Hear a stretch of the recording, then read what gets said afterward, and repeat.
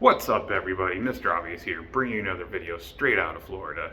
What's up, Florida? Florida man, this time Florida man cop, goes wild.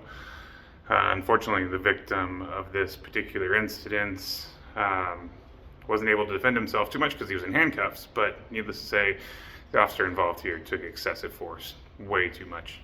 And this should never happen. So hopefully this guy gets what's coming to him. And it's really sad because, again, I'm obviously very pro-police, but very bad policing. This guy totally overreacted and needs to be held accountable for his actions. So as always, leave a like and share, like and subscribe, share the video, and we'll see you next time. Mr. Obvious out. Well, the video cost a local officer his job, and in a few weeks, he could lose his law enforcement certification with the state. Yeah, the Daytona Beach police chief fired one of his officers after seeing the video, saying he was disgusted by it. Investigator Lewis Bolden joins us now live in studio with that video and reaction from the chief and an interview with the man at the center of it all. Lewis. Well, Ginger, Anthony Medina was pulled over after an officer suspected he was driving under the influence. He could not complete a field sobriety test, so they brought him to police headquarters for a breathalyzer test. That's where the situation between Medina and another officer unraveled. Hey, yo, big brother. Hey, big brother.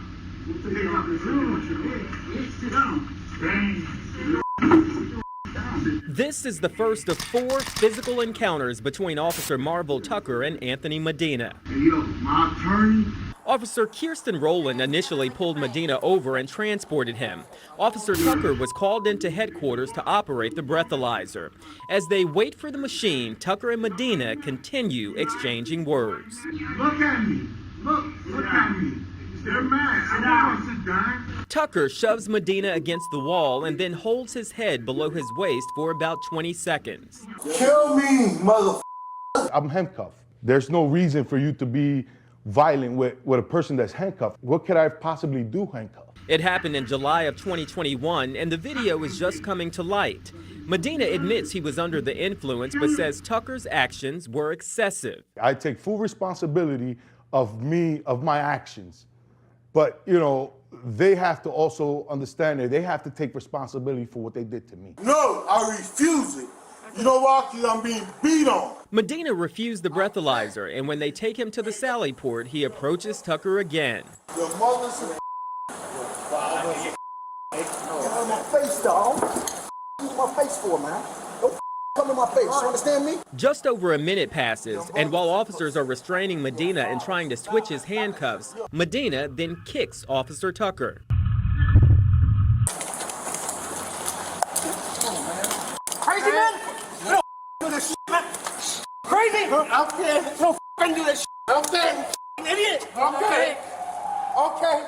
I'm bleeding. We asked Chief Jakari Young about the video. He gave us a statement saying, "I was disgusted by it. I made the decision to fire Officer Tucker based on the entirety of what was in the video. That incident was avoidable." During an interview with the Office of Professional Standards, Officer Rowland said she did not feel Tucker was professional and should have separated himself from the situation. After reviewing the video, Sergeant Stephen Jesmer said there were plenty of times during Tucker and Medina's interaction where Tucker could have stepped away and avoided conflict. Tucker told detectives at the end of the day he messed up and should have just left. His termination letter says he violated 6 department standards, including use of force. So what I'm saying is this shouldn't happen no more. This should change. Another officer who punched Medina was also let go. He got his job back through arbitration, but decided he did not want to return to the department. Almost a year earlier than the incident you just saw, Officer Tucker was involved in another situation. A judge said he illegally detained a driver, which led to a crash and minor injuries. He was not disciplined for that incident.